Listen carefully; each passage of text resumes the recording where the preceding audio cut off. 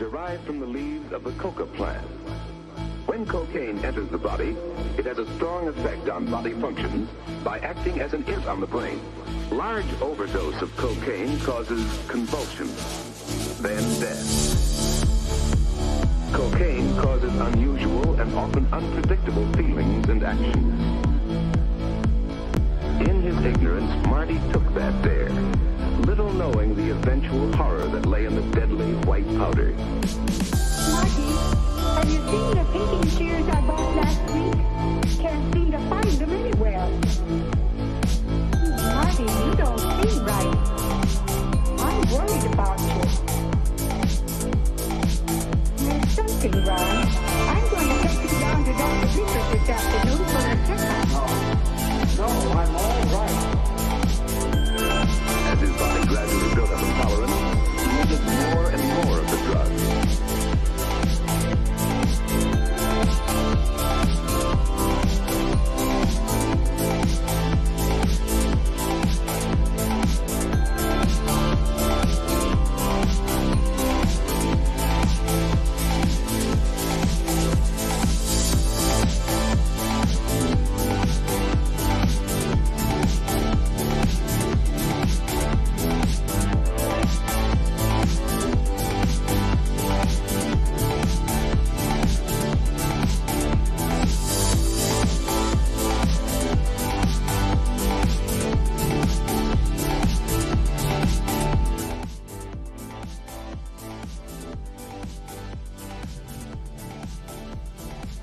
All right, here we go.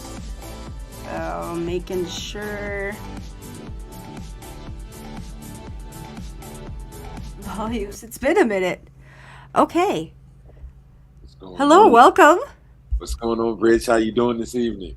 Pretty good. It's been a couple weeks. So this is K.I.S.S Recovery 101 live. We are live right now with an amazing author of 12 Faces of Sober, Kenneth L. Watson Jr. is joining us, and it's Father's Day, Kenny.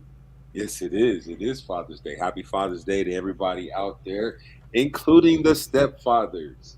Happy Father's Day to everybody. Yeah, stepfathers, godfathers. All of the above with fathers in the name. Yeah. So we got a great show. I don't know about you, Kenneth. We're going to get into your story a little bit, but myself, I don't have a quote-unquote typical father. I was adopted. Okay. And also, I did get to meet my birth father actually last year, so that was cool. And then also to talk about now my children.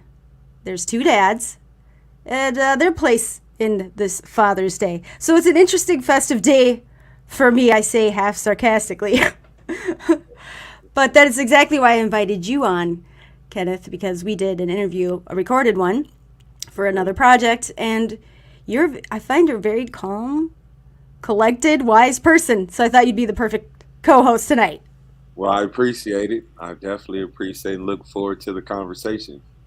All right, well, so if you're just joining us new, the nice thing is I like it live because I want you to interact. I would love questions, comments, your opinions, your viewpoints. That's the whole point. Like, I don't know everything, and I forget a lot of things. We only have an hour, and this is going to be the typical run-of-the-mill, how I did it for a year, Kenneth. So the first 20 minutes or so, we're going to just have a conversation. I'm going to play a clip on forgiveness, and then we're going to do the hot seat. Oh, okay. Dun, dun, dun. 3 hotter, heavier questions, deeper questions that are not meant to scare you, but they're definitely meant to, anyone listening, something you say, they might be able to connect with. And then I like to wrap the show up on a positive note, typically. And I got some great memes tonight. Okay. So it's called Live Facebook Memes, and I will flash them. You will see them on the screen so everybody else can see them. Some are funny, some are aha, and some are just, they might be impactful. So I've had them on reserve, so I've picked the best ones. So let's get into it. So is forgiveness possible? Family is important to recovery, But what if you're not allowed to be a part of the Father's Day celebrations or don't want to be? During the recovery process, the person with the substance use disorder is not the only person who might require mental health treatment. Family members who are exposed to a loved ones who use can also struggle later in life unless their mental health and or trauma is recognized. So finding inner balance and peace starts with letting go. Easier said than done. What do you think of that? That's pretty dope. So let's get into it. I'm going to let you, first of all, please talk about your book. It's fantastic, and I know you got something coming up again now soon. Now, again, the 12 faces, that has nothing to do with the 12 steps. So talk about your book a little bit, and then if you don't mind, maybe describe your relationship with your father. I'm going to let you take the floor. Okay, thank you. Well, I wrote the book 12 Faces is Sober roughly. I think I started it around, it was more of like a brainchild project around 2017 when I first started grad school up in St. Cloud State. And then I went from that, like the students were like, yeah, you have this, pretty interesting story as far as, your recovery. Cause like I said, I just got out of rehab probably like a month before I started grad school. And they were like, yeah, you should probably write a book. And I was like, well, I'm not ready to write it at that point. And so I waited until I finished my graduate program in 2019, and I started writing it. I'm sorry, 2018 when I finished it, but I started writing maybe around May of 2019, and then it came out in 2020. And like I said, the number 12 came from the 12 years of my struggles with alcohol, as well as the age 12 is when I was the first time I actually got drunk. So I used that, and then the faces of sober was more or less like when I was in rehab in St. Cloud. They each day, at least Monday through Friday, we'd have groups, and they were like, they would have one of the groups would be like, you had to describe a particular face and how you're feeling today. If it was in a type of emotional type thing, happy, sad, angry, frustrated, and so on. So that's where that came from. And then we kind of made a joke out of it eventually. So it stuck out. But basically, the book itself is it talks about various relationships that I had with some of past women, and that was some of like the downfall was the relationships with the women as well as the relationship I had with women. I mean, not women, but with alcohol, and how a lot of them didn't work out. I found myself getting into a little bit of trouble because of the alcohol, and I talk about that more or less. My marriage, I was married for 6 years, so I talk about that, touch on that relationship, and then I touch on more of like the first year of my sobriety. So that would have been all of 2017. And then and like I said, I want to write a continuation book about like this. Well, I'll be 7 years sober this November 15th, but I want to do at least like the first 6 years of sobriety is what I want to talk about in the next book. But I have a few more books coming up. But yeah, 12 Faces of Sober actually became a bestseller last February 22nd of 2022 on Amazon. And I saw you can buy it on Walmart now, too. Yes, you can. You can also purchase it on Walmart. You can That's get it on Amazon, crazy. and you can get it on my website, 12facessober.com. So I have to ask serious question. I'm ready for it. What face you got going on today, Kenneth? We can't see you. Oh, you know what? I'm actually happy. It's Father's Day.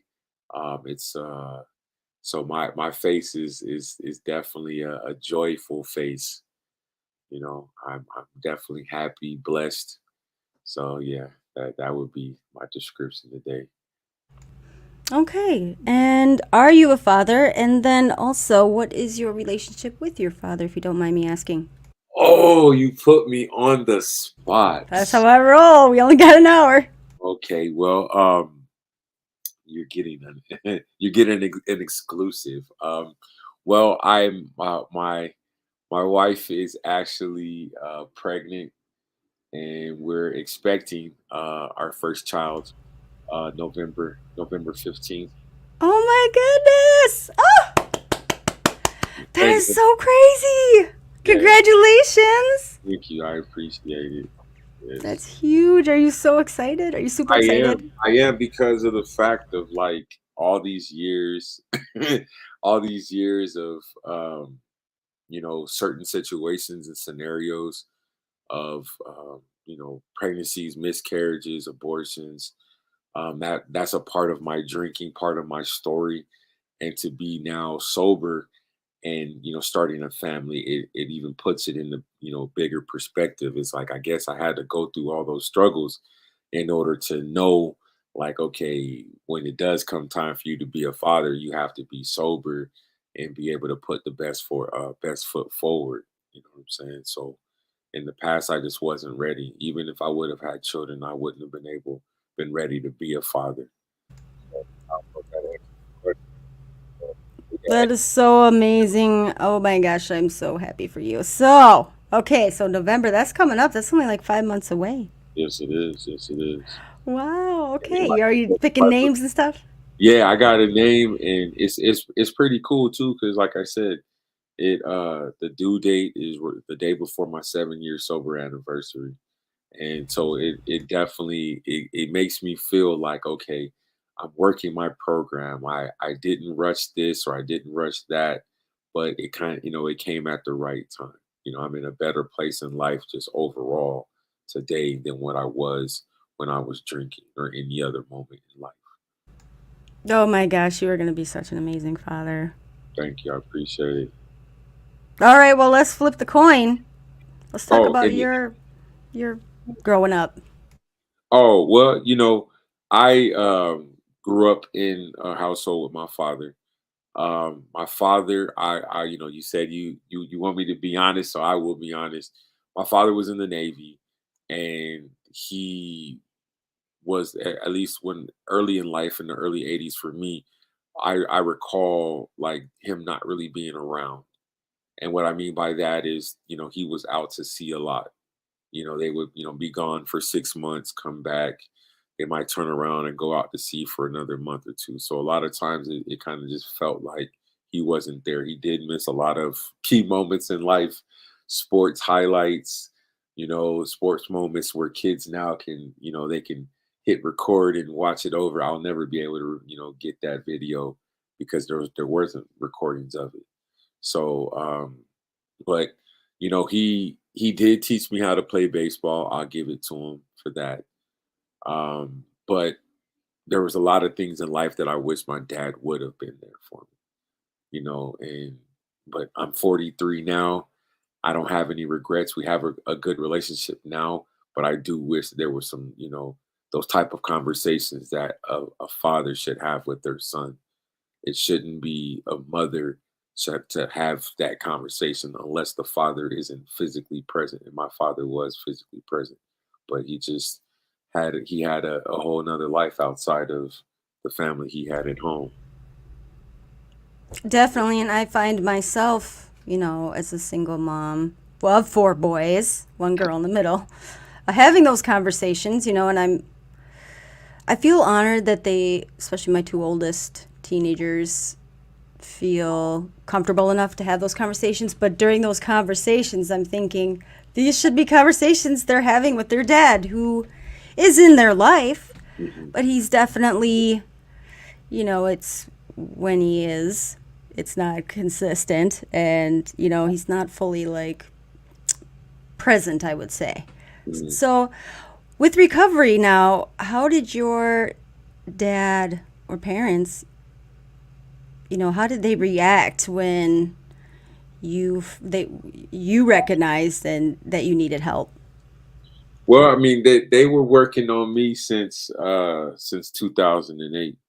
That was my first rehab stint was here in Minneapolis at North Point rehab facility over in North Minneapolis off of Broadway.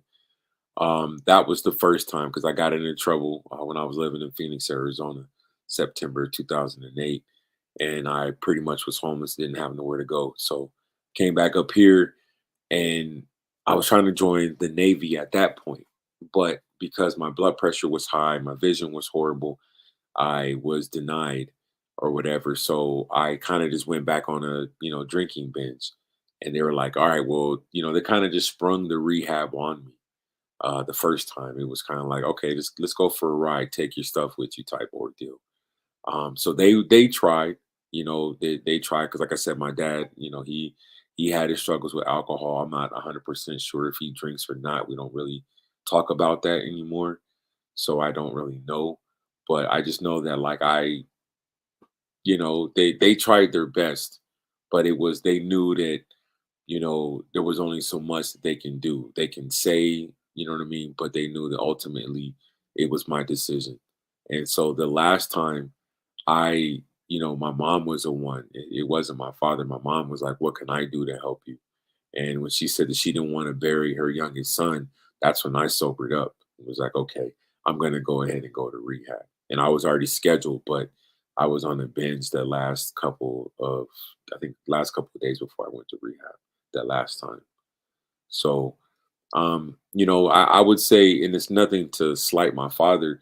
It's just that, my mom was more compassionate and more the one that was, trying to get me into rehab and really take it serious. And so my father, I don't think that he ever really, like, truly addressed his issues with alcohol. So it's kind of hard when you got two alcoholics in a room. It's kind of hard to address one individual problems when you got two. So it's one of those things. And because my mom didn't drink, she was more understanding, from the outside looking in. So, but yeah, I would just say that he's been supportive. Our relationship has gotten better, I would say, for sure, since I've gotten sober, because it's just like that he's seeing a totally different person. I went to school, I wrote a book, I'm a podcaster, I'm trying to do other things as far as within the sobriety lane. And so it's kind of like, okay, he's doing, he's working, he's constantly doing things that's positive. So there's no issues, but we don't really, don't talk about the whole, like, sobriety thing itself. I tell him, hey, I'm sober this many years, but it's not like one of those, hey, I'm proud of you because you gave up alcohol. It's just like, all right, yeah, you finally got, kicked the addiction.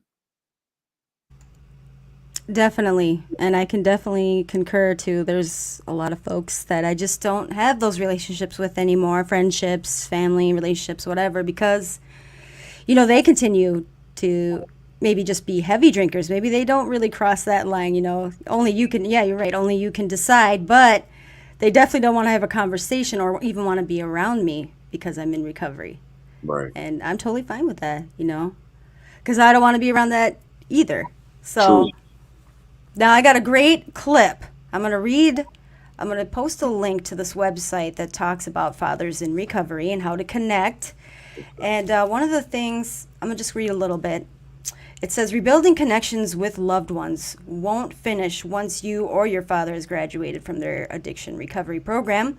Like preventing a relapse, relationships require constant work and thought and will continue to require the same attention and care for the duration of the relationship. Don't forget to continue pursuing a better relationship, I would say, if that's something that you're seeking, simply because you've reached a certain recovery milestone and feel like you don't need to continue to work on the healing. The first thing to remember is that, like recovery, forgiveness and relationship rebuilding can be a slow process. Don't get discouraged. If you don't see the progress you'd like as quickly as you want, or if there are setbacks, perseverance is the key, as well as patience. So, forgiveness. Mm. Now, would you say you're a pretty forgiving person, and would you say people have been pretty forgiving for you? Yeah, that's a good question. I would, I can only speak for myself, but I would just say the relationship with my family is definitely different because they they they know that if we have a family function, that I'm not going to be the person to get drunk and try to start a fight or something. They know Right. that if I go to the function, I'm going to have a good time. I'm going to laugh. I'm not gonna stay too late. Once they start getting too belligerent, I'm out of there. And so, but I would say, yeah, I would say, yeah, for the most part, I would think that that of course at the beginning of my journey that it might have been kind of like, okay, do I drink around him or whatever. But I kind of at first initially I kind of just distanced myself from, if the family was having a function, I was like, okay, I won't be around this particular family member if they're drinking because I just don't want to smell it. That's kind of Mm-hmm. me early in the game. And so even friends, like I had a friend that like when I used to work in radio in the early 2000s, she worked with me and she was like, "Oh, I'm having a get together." And I was like, "Okay, I knew that she drinks." And I was like, "All right, well, if there's going to be alcohol, this might have been like the first 3 months out of treatment." And she got mad at me because I was like, "I'm sorry, but if there's going to be alcohol there, I don't want to go." I said, I don't trust myself yet to really, Mm. be because she had like a townhouse. So I'm like, this is a small, intimate setting. Right. There's no way that I'm gonna be, I would have probably left her place and went to a liquor store.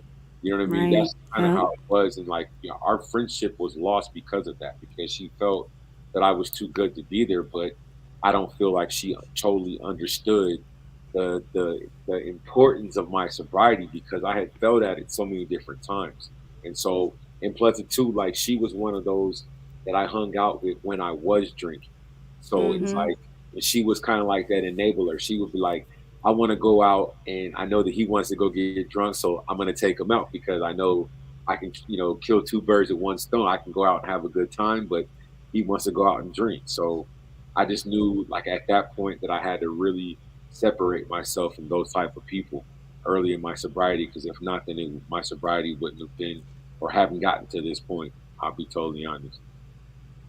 Well, and that's wonderful, and like before, I didn't know about boundaries, Mm, and just stating that clear and kind boundary, it kind of allows that line in the sand of, who's willing to, whose relationship is important enough or care enough that where I'm trying to go in my life or want to be in my life, if it's worthy of, if they value that friendship or relationship enough. So, yeah, and you never know who will find their way back to. I've had some friends now that I have allowed back after 3 years here that I've just, slowly. But mhm, definitely, I had a lot of run ins where, because I would go out, but most of the time I was at home drinking and using.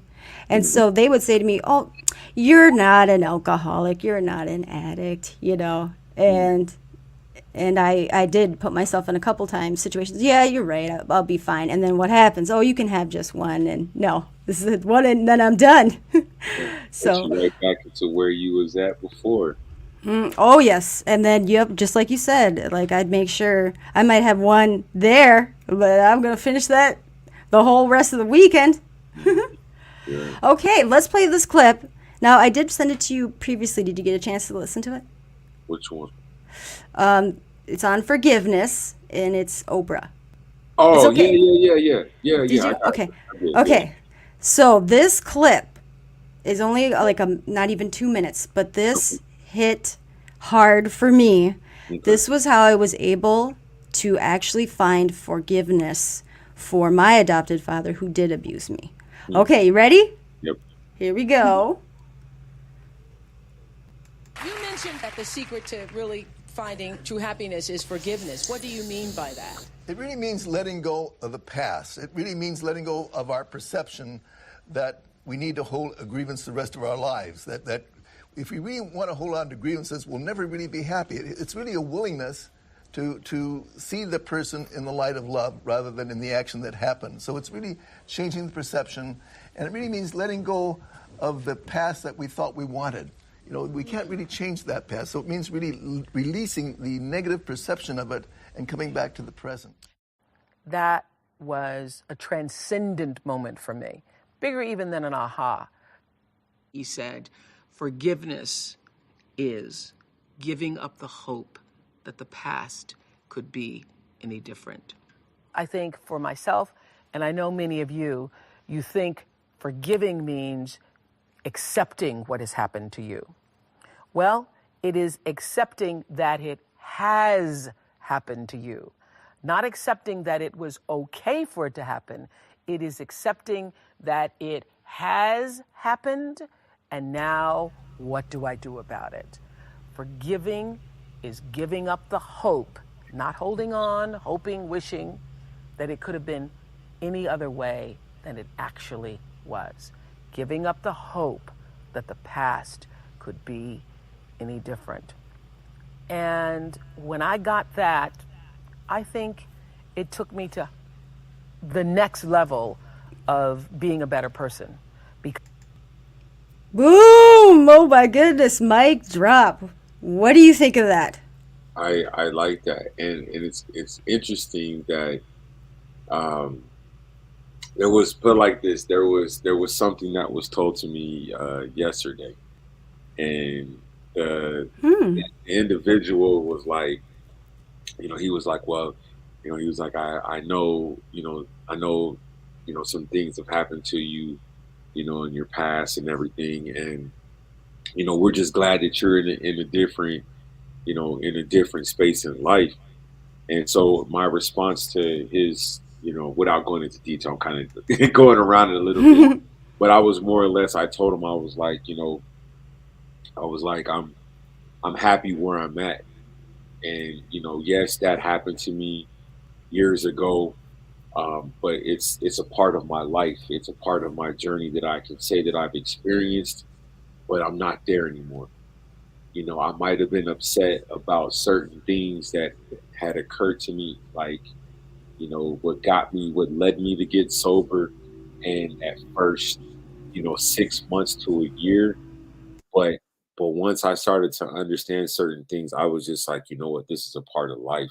And I can't dwell on it. I can't harp on it. I can't be angry about it, but I will forgive any and everybody, that played a part, that doubted me, for one, but for two, just, to kind of pretty much left me, because it basically was, they all know that, like, I was left for dead in 2016, right before I got sober.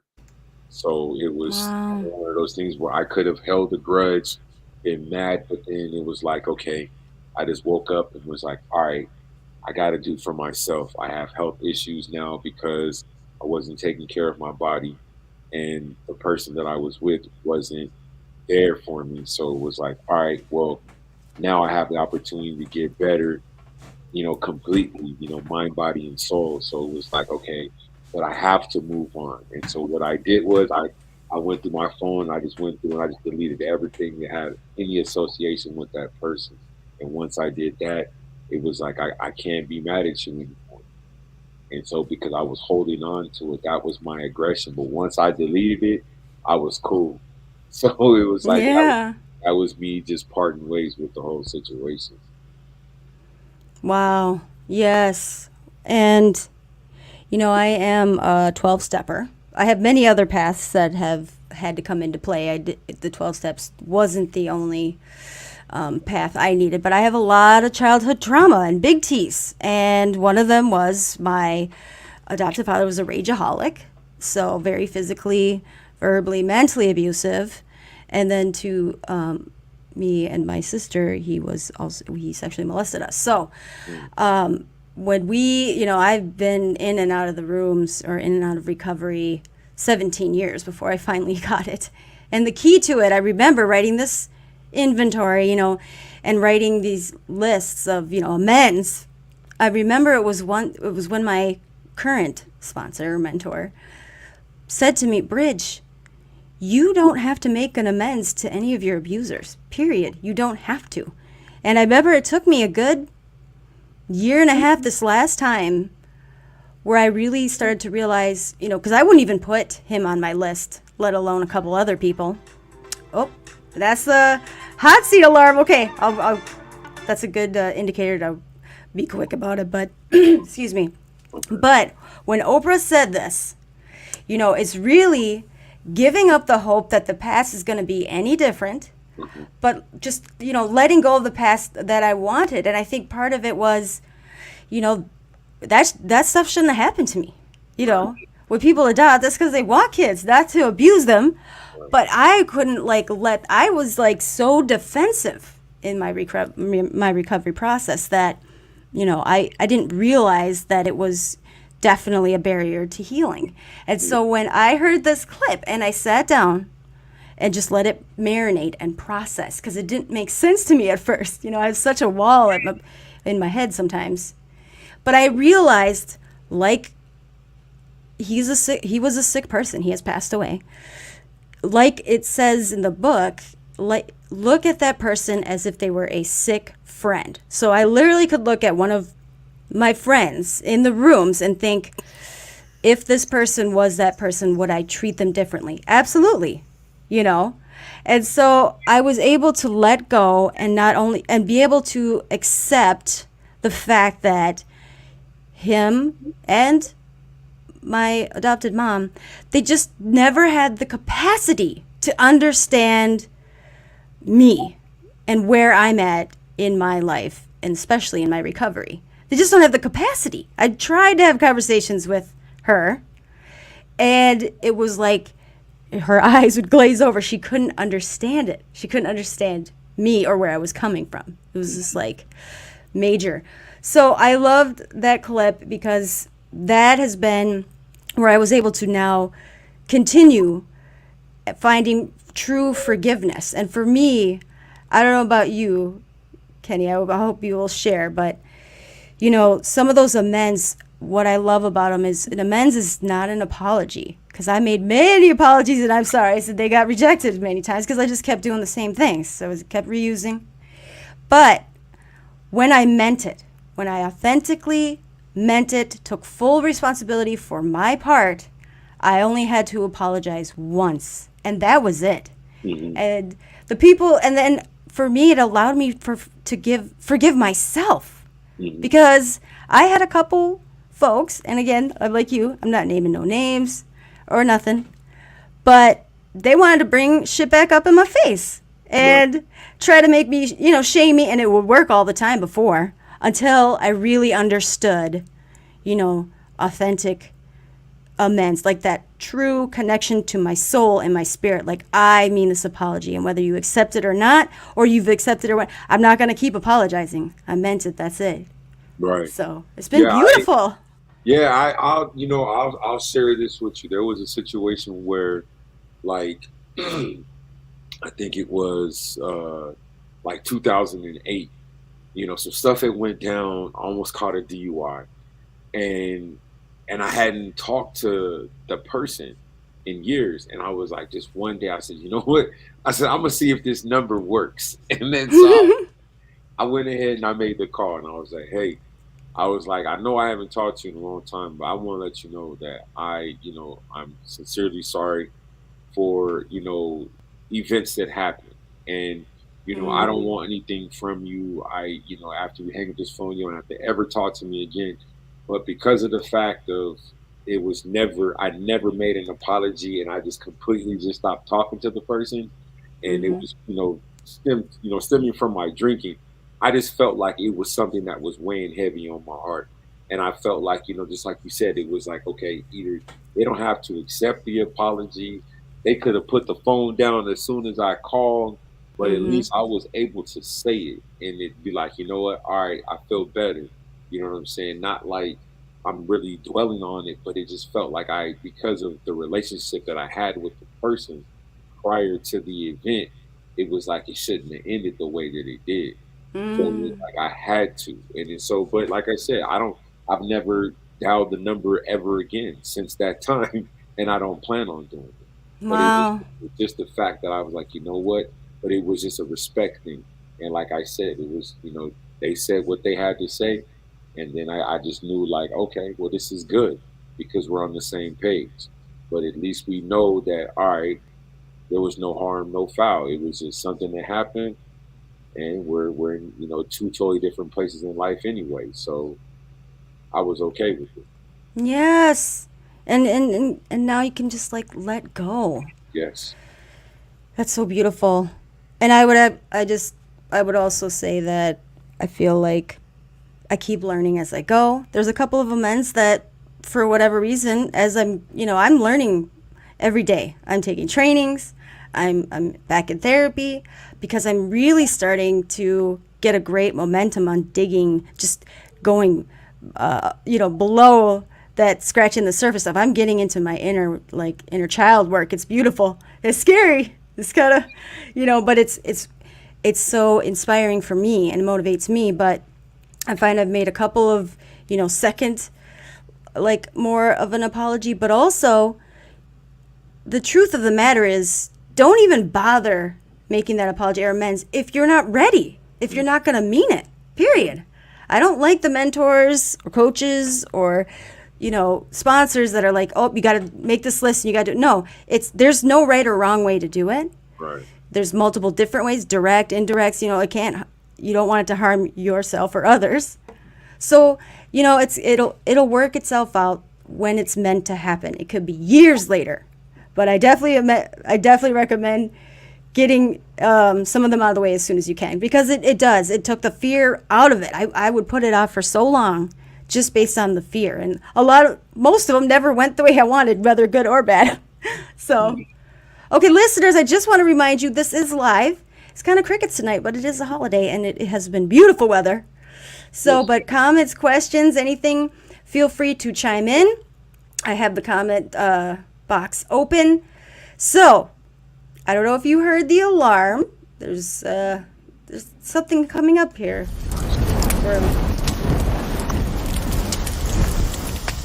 Does that sound hot? I was about to say, wait a minute, is it still storming outside today? That's the fire sound. This is from Canada. It's trickling down right up in the hot seat right now. Sorry, it took me long and hard to get that clip. I had to pay for that little $5 clip there. But it's better than playing it from my phone. Okay, it's hot seat time, Kenneth. You ready? Yes. Okay, I'm just going to hit you with them. And again, just answer as you feel comfortable. Please just don't do a yes or no. Okay. Here we go. Question number 1, hot seat. Hot seat.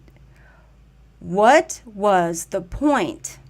So do you remember that point, that moment in your life when you realized you weren't just a heavy drinker or user? Not when you went to get help, not when you necessarily went out and voiced it, but was there a moment or a thought or memory, something that stands out that you're like, ooh, I definitely do not got control of this thing?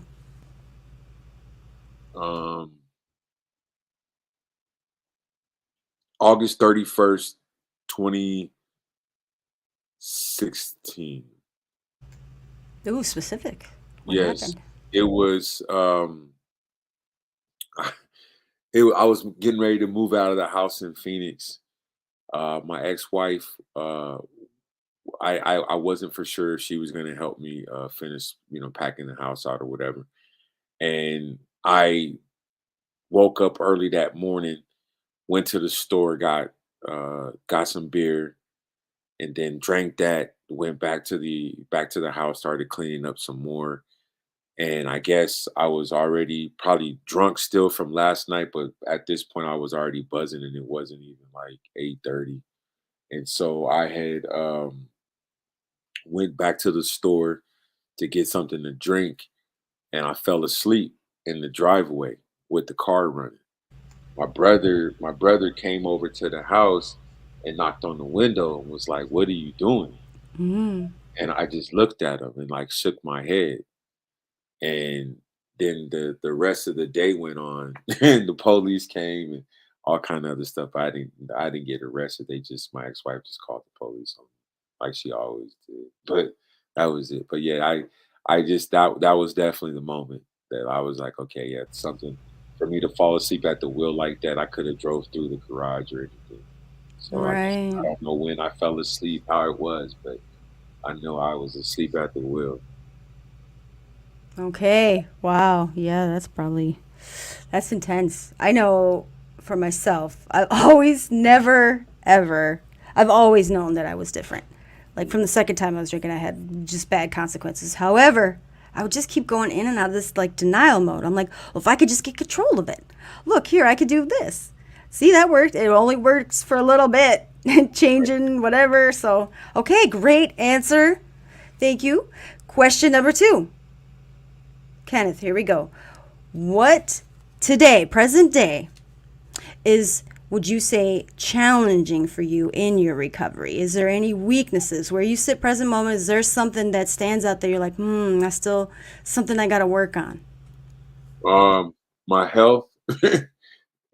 That's probably the I have diabetes and stuff, so I am not and it stemmed from my drinking, excessive drinking. Um, but I would say that, and it's not, obviously I'm not drinking, but I still have a sweet tooth. I still drink Red Bulls. I still eat now laters. I'm human, you know what I'm saying? But I know that it's not good for me, but I know that that's the, if I had my diabetes under control, I would be one pretty healthy guy for 43, you know, because they say everything, they tell me everything is good health wise. My weight is good for my age, but it's just that my A1C doesn't, it won't stay down. It goes up and down, up and down, up and down. It just depends on how much sugar I take in. So, Well, and that's brings up a really great point. So here's, when I say I've been an addict, I don't like to say I'm an addict or an alcoholic, period. Okay. For me, I like to say I'm bridge recovery, but I'm addicted to more of anything. So even though I got this recovery thing down long term with, illegal drugs and drinking, I found that food was a big addiction. Then I got that down, right? Now it's been like shopping, and I ain't got no money, okay? But I can loophole it, or I can go into denial about it because I'm going to the Dollar Tree or the thrift stores, buy stuff I don't need. And so it's like I feel like, for myself, I guess I statement, I'm just a 0 to 10 person. I mean, moderation has never been my jam. So if I don't check in with myself daily, whether it's meditation, whether it's reading, if I don't make a point to do something for myself every day, I find outside of myself a new form of addiction. I've talked about this before, but I'll not even recognize it if I'm not catching myself daily, like I said. So like Burger King has these Impossible Whoppers. hmm So they're, oh my gosh, I don't know why. They were on sale, buy one, get one, right? So I'd buy one for me and my son. And before I knew it, every night it was my jam to just sit in bed and pretend like I'm eating a burger in bed. I don't know. After like 2 weeks, my son's like, Mom, I'm sick of these. It's been 2 weeks. Why do you keep getting them? I'm like, oh my gosh, it happened again. So it's like really checking in. For me, that's why I like to say bridge recovery, because I've got to always be in recovery, because that obsessiveness can come in. Don't get me started on love and relationships. Can Right. come into quick. So beautiful, beautiful. Okay, last question. All right. Talking about forgiveness again, and amends and apologies. What was the scariest amends or apology you had to make? Or is there one yet still that hasn't been done that you are hesitant to do? And why? Oh man, that is by far one of the best interview questions I've ever have been asked. Um, I would say, uh, um, because like I'm an open book, so I think that a lot of I don't know, I have to say like there's always room for improvement. So I'll probably say I'm sure there's probably one out there that probably could be addressed, but I just probably won't ever do it. Well, they say never.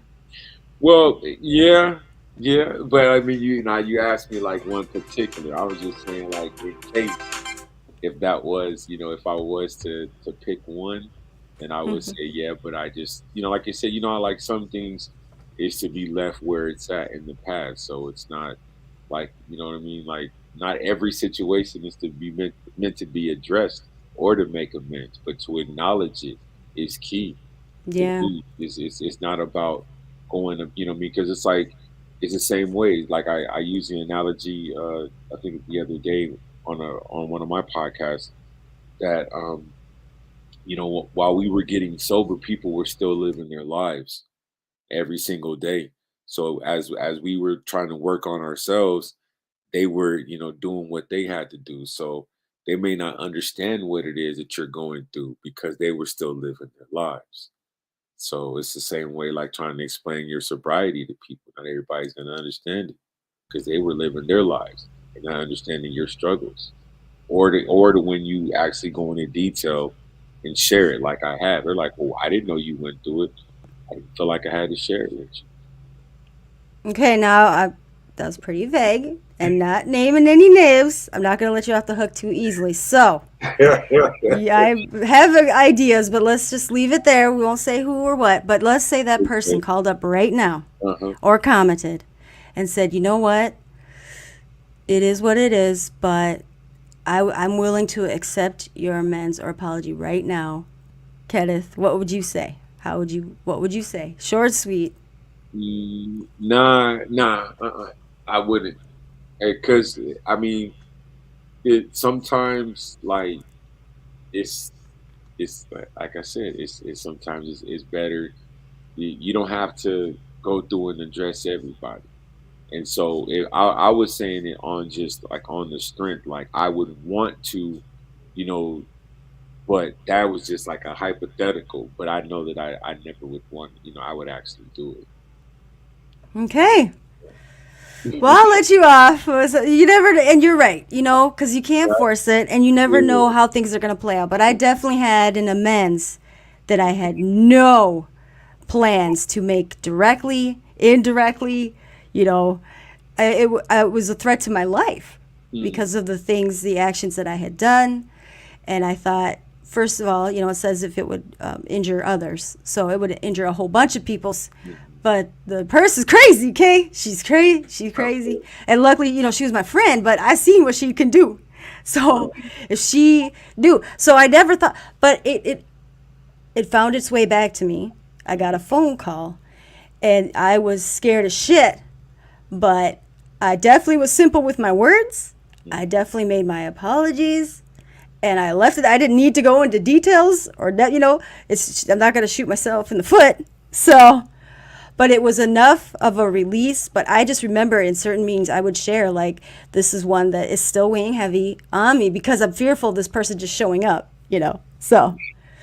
But okay, and yeah, you just never know. But like I said, I had no plans at all ever to Well, make you know, that one. and I'll tell you like this, because if I tell you this, if I tell you, then if I say it, then you'll know because it's bigger than, you know what I'm saying. It's bigger than, you know, anything that's in 12 Faces of Sober, and so like for the thing is that like, you know, it's kind of like sometimes if the situation or incident happened years ago, and you know you don't really have no association with that person, and it doesn't really make sense to like just be like, okay, let me try to fix this problem. Now, in my case, and the situation that like about it, like this person was, you know, that we have mutual friends. And so, and we have to deal with these people because of business reasons. So, in a lot of ways, it's kind of hard. But I just don't, you know, for me, I'm in a different place in my life, and I just don't feel like I want to give that person that, you know, that space and time. You know what I mean? If I was on better terms with the person, yeah, I would be open to, you know, making amends. But because I'm not on good terms, there's no sense of doing it. And so that's why Absolutely. there's no, you know, hey, so that's why I said, you know, some things in your past you just gotta let leave it there, regardless of, Mm-hmm. you know what I mean, the situation. Is sometimes you just can't address it. Even if, you know, even if your heart says, hey, I want to, doesn't necessarily mean you're gonna actually, you know, it's gonna actually happen. Well, yes, and just like, keep it simple, stupid, back Yes. to the basics. Mhm. One of the main rules is never without consent. Right. So, yeah. Okay. My favorite part, that was great. You did great. You Thank- feel a little hot under the collar? You okay? Not at all. No, like you Wonderful. said, you asked great questions. I really enjoyed them. Okay, here we go. I got some more sound effects. You ready? All right. That's the meantime. Okay, so take a look at your screen. We're gonna come down. You're gonna see. I got them up. I think I got 10 tonight, so just bear with me. If we go over, it's okay, but we'll zip through them now. There are key ones Okay. that I think will allow us to continue this conversation in a more positive light. Also, I want to talk about we're going to talk about accountability too, because I've gotten some amends and I've gotten some apologies that unfortunately I could tell they were worried about they're cleaning their side of the street. They weren't worried about my side. They didn't give fucks about my side. It was all for their own, definitely their intentions. There wasn't the intention of actually having a genuine, like they're taking their part. Right. So, but let's get into it. I like the intro beat to be lighthearted. Oh, there we go. Can you see what's up on the screen? You want to describe that? It looks like the Homer Simpson there. What is he reading? Hold on. Wait a minute. He's Okay. reading a book. What does it say? Am I disabled? Okay. What does the meme say? Yeah, hold on. Can you read it out loud? Oh. When you look back on all people that you dated. So, Oh yeah. the book is Am I Disabled? When you look back on all the people that you've dated, quote unquote dated. Ooh. What do you think of that? Live. Kenneth, would you give it a thumbs up, laugh out loud, or would you just skip on over that one? It's lame. I mean, what? Like, see, like, I mean, you talking about like what? I just scroll up on it? Because I mean, it just depends on how you take it. Because like to be politically correct when am I disabled part? Like, I guess that's kind of the hard part. But Oh, I would, sure. No, yeah, it's just for humor. but Definitely. So I say it for that. But so in that light of it, yeah, like I would be like, what was I thinking? Especially when I was drinking. Yes. Yeah. Yes, Oh, definitely. I did that and that with that person. Nah, I made mistakes. Yeah. Okay. Okay. Yeah. Next one. You ready? Yeah. What does that say? Looks like a cute Dishes, little sign. dishes. We meet again, you dirty bastard. You dirty bastards. Oh Damn man. dishes. Yeah. Ooh. Yeah. Yeah. Every day. So. Yeah. It seems to if you eat the same kind of meals, the place gonna look the same. They're there. They're Yes. constantly for me. Yes. Yeah. This creep up on me. Hmm. Okay. You ready? Beep number 3. It's just words. Okay, family. Are you seeing anyone? Like a spirit looks around, not at the moment. Concerned look. Oh, you meant a relationship. Okay.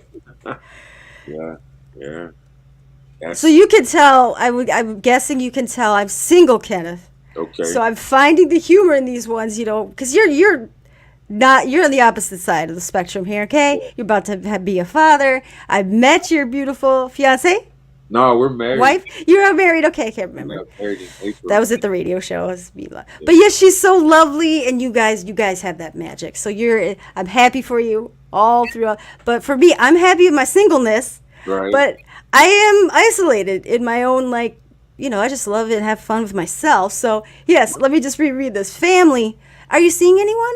Me, like a spirit, looks around. Not at the moment.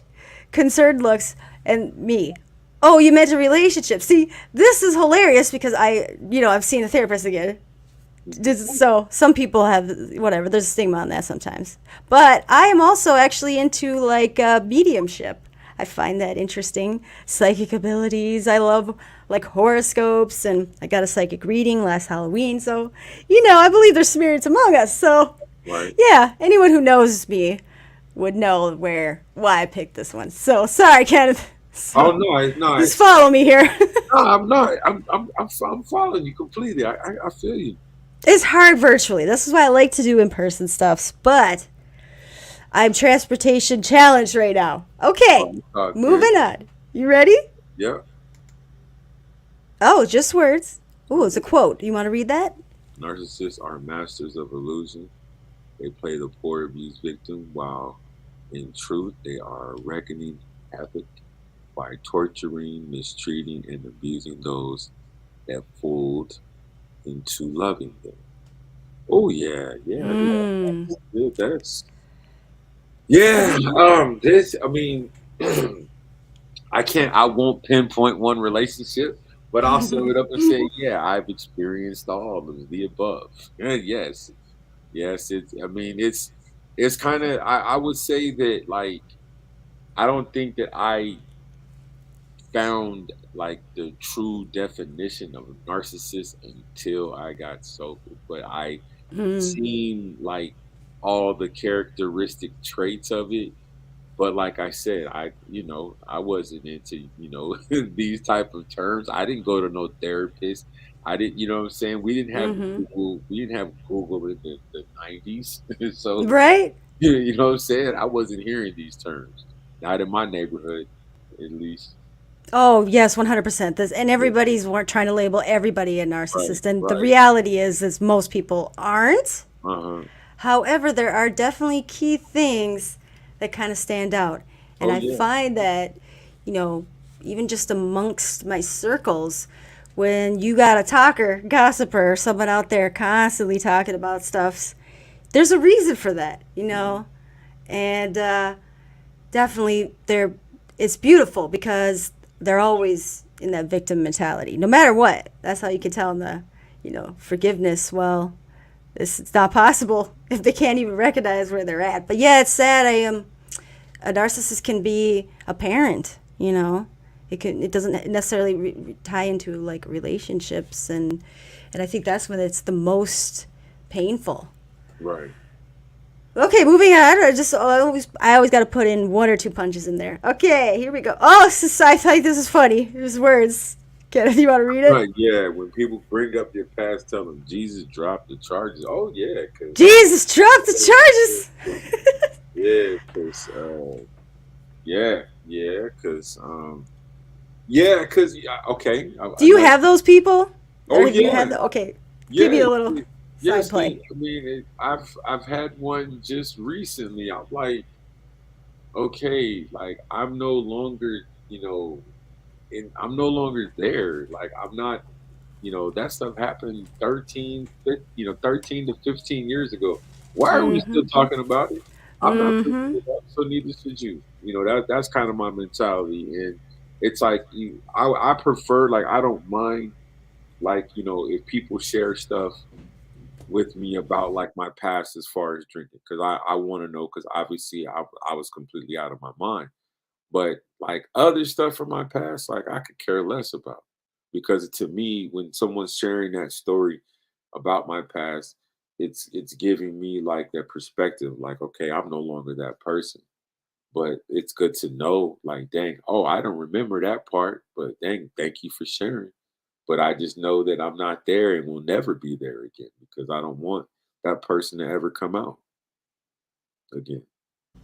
Right, and I would question their motives. Yeah, Like why is this being brought up? Because for me, it was easy to tell if this is a person that does this all the time. What are they doing?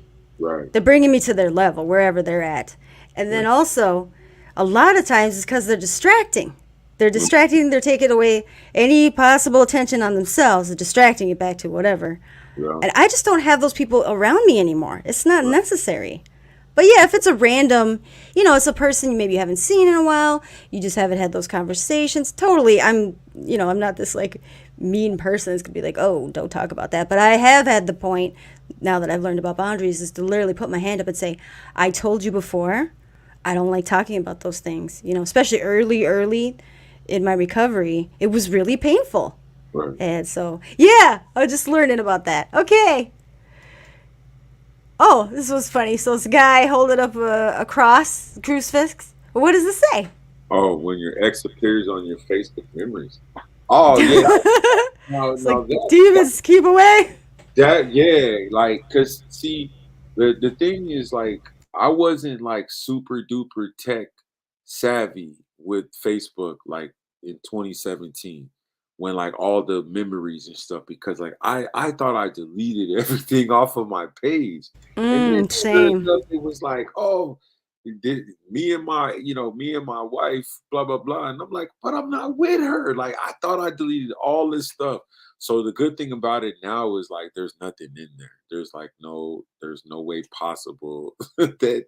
So whenever I see the memories, I try to hit delete. I don't want to see it again. So I'll definitely remove it. I'll delete it ASAP. 'Cause that's not a part of my life anymore. Right. Oh my gosh. And I'm not. Okay. Here's what's weird is I feel like I am pretty tech savvy. Okay. Especially when it comes to editing or professional stuff. I don't know what it is about Facebook, but I cannot figure it out. I've gotten most of the stuff deleted or untagged or whatever. I usually do that shit right away. However, stuff still pops up on other people's whatever. I don't know how to get rid of it forever. I don't know how, but I live with it. I live it with it and let it go. Like, why doesn't he delete it or why doesn't he remove it? You know, like, get that shit off. Like, get it out of there. We don't need to reminisce about the bad times. Okay, next one.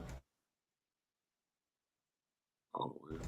Oh, I like this one. I One of my core values is equity. It is not the same as equality. So, do you want to describe these two slides here? Oh, you look, you gonna put me on the spot with these terms, equality and equity. Okay, now I'm a oh, okay. Um ah mm, okay. Now equality is more or less like it should be a even playing field, but Yeah, fair for all, yeah, right? and Same for everybody. yes. And then equity is um from describing a picture, it's like everybody eats regardless of where they are as far as their status.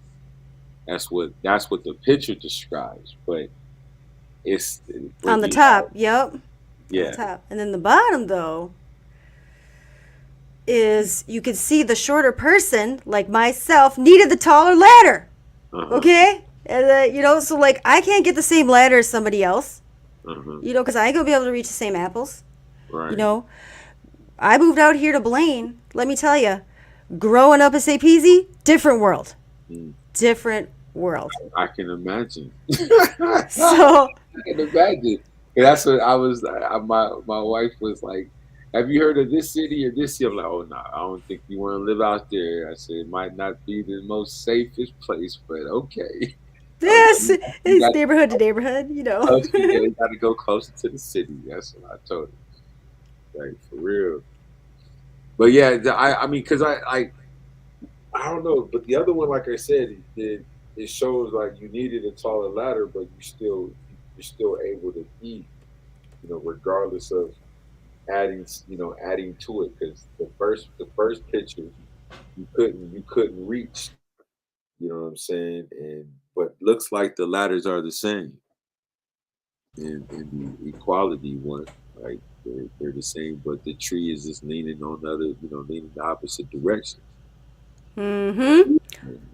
Well, and here's the thing. So I got the definitions because people were asking me because I sat down and wrote out my core values. Like I finally sat down and did that. Like I've kind of known, but to actually write them out, it actually spells it's an acronym for WISE, plural WISEs, but E. So everyone's like, "Oh, you mean equality?" I'm like, "No, I mean equity." So equality means that the law and the government treats everyone the same, irrespective of their status or identity. But equity means that in some circumstances, people need to be treated differently in order to provide a meaningful equality of opportunity. So equity recognizes that each person has different circumstances and allocates the exact resources and opportunities needed to reach equal outcomes. So equality means each individual or group of people is given the same resources or opportunities. And the fact of the matter is, I didn't ask to be adopted.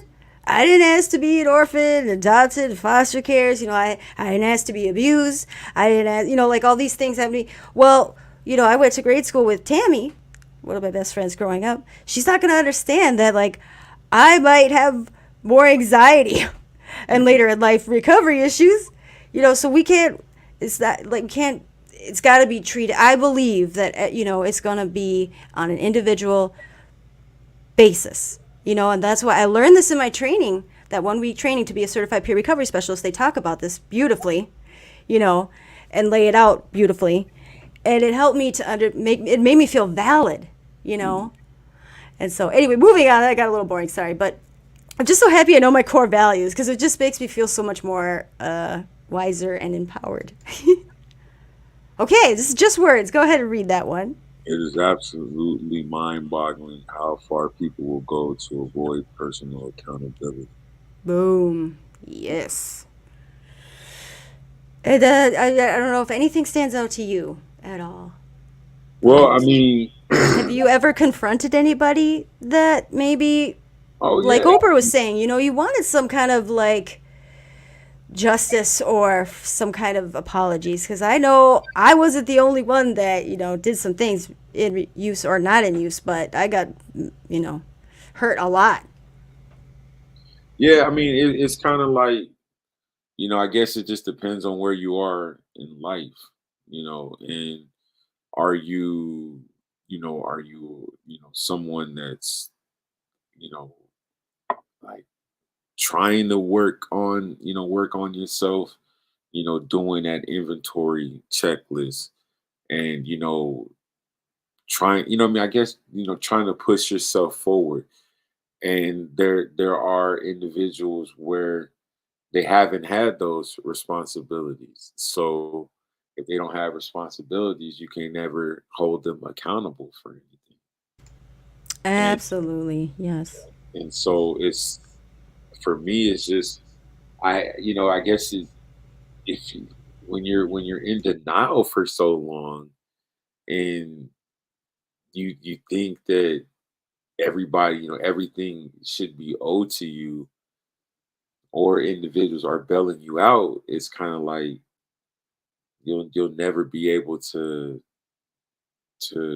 actually at some point actually be held accountable for your actions because you've had people kind of baby you or get you out of your situation. So you gotta sometimes you gotta be able to learn on your own. Absolutely. And I find that a lot of those people like to have those people around them that constantly feed their ego, that constantly say, oh, yeah, you got the tough Yeah. gig there and blah, blah, blah. But I find myself too, I get defensive. Mm. When I get defensive, though, I be quiet. And Right. I'm asking myself, why am I getting defensive? What's going on here? Like this is a learning opportunity, you know, because my truest friends, I feel like my truest, people I keep around me, they're going to tell me the truth.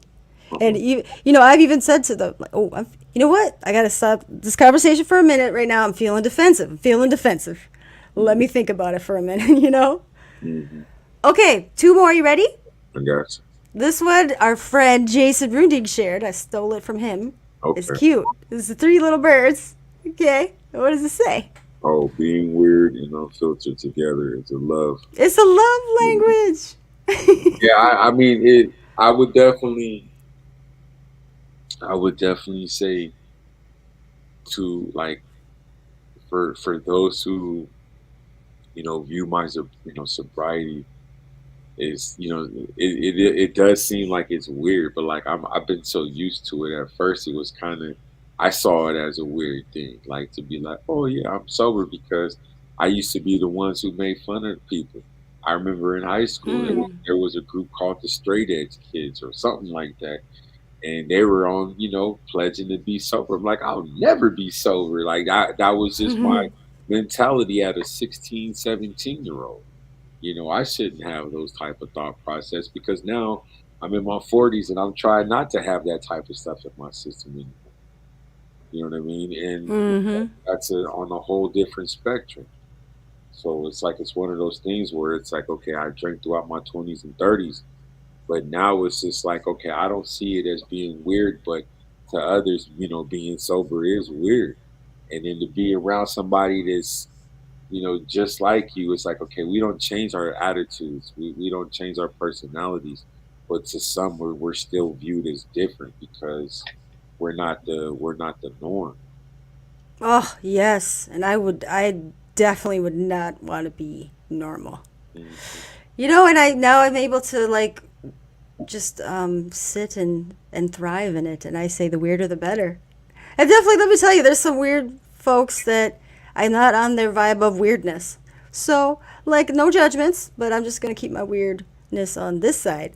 So, So, okay, I'm going to slip in one out to my bestie, a fun, just a lighthearted one. No needs to talk about this one too. Sarah, you know this is for you and any of other my female friends that like the sparkling water. We got Lisa Simpson. Is sparkling water tastes like when your legs fall asleep. Oh yeah, ah, I don't even drink sparkling water. me neither. I cannot get into any of it, and I have so Yeah, many friends in the recovery world. Jessica, you know you are one too. Andrea, they all like that sparkling water, and it just tastes like, yeah, like yeah, this meme says. There's just no flavor. I can't. Yeah, yeah. yeah, yeah. I don't mess with it at all. There's Or not. Diet Coke seems to be the theme too. Yeah, I like I said, I told you I struggle. I admit that I struggle with drinking Red Bulls. That's all I. See, monsters. That's my jam. That's my problem too. But I'm working on it. Smoothies. I'm trying to transition. Last one. You ready? I don't even remember what this one is. You've been such a great sport on this, Kenneth, and thank you again for being so willing and Oh, open. You've been putting up with me. This is like our fourth interaction here now.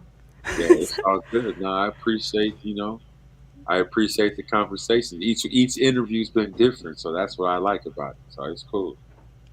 Okay, and it's not done yet. Let me tell you. I know you got more stuff coming, so Okay. you can't get rid of me so easily. Here we go. Last one. Read it. Read it out loud.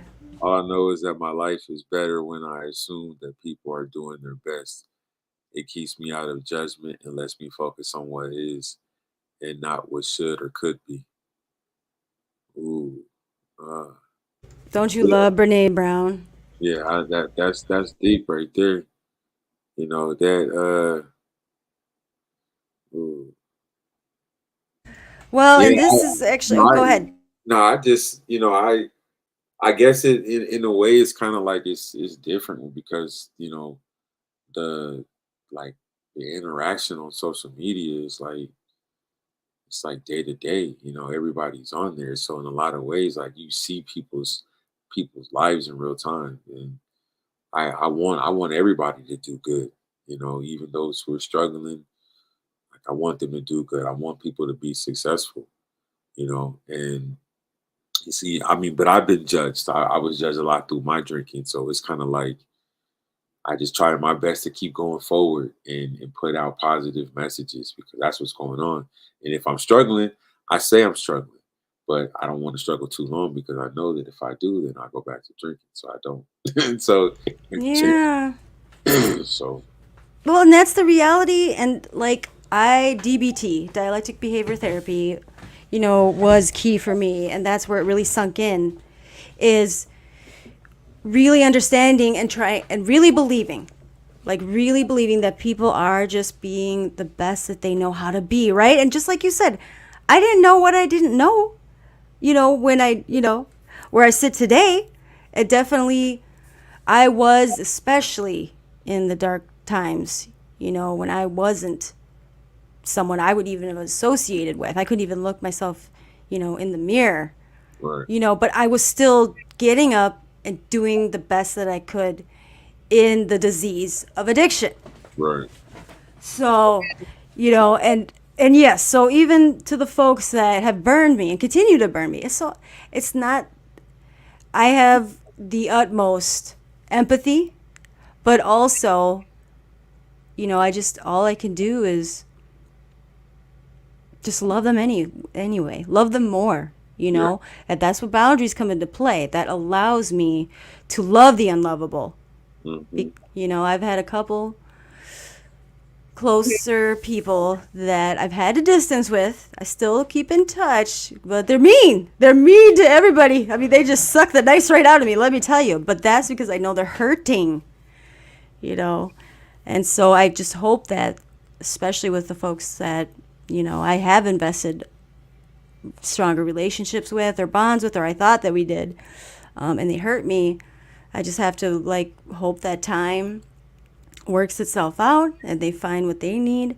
I'm not looking for any kind of apologies, but what I feel karma's, you know, what you put out is going to come back, but it's all going to work itself out. Okay, I'm done with the rambling. Any final thoughts, Kenneth? Because we went over, but I think it was worth it. Happy Father, soon to be father. Thank you. Congratulations again. Oh my, just babies make me so happy. I got to clap again. I'm so happy for you. You gonna post all the pictures and stuff? Yeah, we got a few things. We might. We haven't like decided like when we're gonna like officially announce it on social media. So Are you gonna do one of those reveal parties? nah. Oh. We kind of already did that respectively through our families and stuff. So Oh, gotcha. yeah, Okay. I mean, if we did that, it would be just for social media show. You know what I mean? It wouldn't be anything unless, nah, we're not gonna do one because her family's in Florida and my family's here, so I don't. Gotcha. Yeah, we might do a baby shower, but you know, it's not gonna be anything like no big old extravaganza like they got on social media. No, it won't. I've seen some really clever, creative, cute ones, and none of that existed when I was having children. Not even Right. 5 years ago. But let me tell you, Kenny, are you gonna? If it's a boy, is it gonna be the third? Uh, you know, I'll say on the record, if this will be the Considering. first time. Um, More than likely, it probably won't be the third because my father, he had his problems with alcohol. I had my problems with alcohol, and I want my son to have his own identity, and Oh, I gotcha. I don't want him to have to be like, oh, live up to this and live up to that because I'm going to educate him about myself and my father.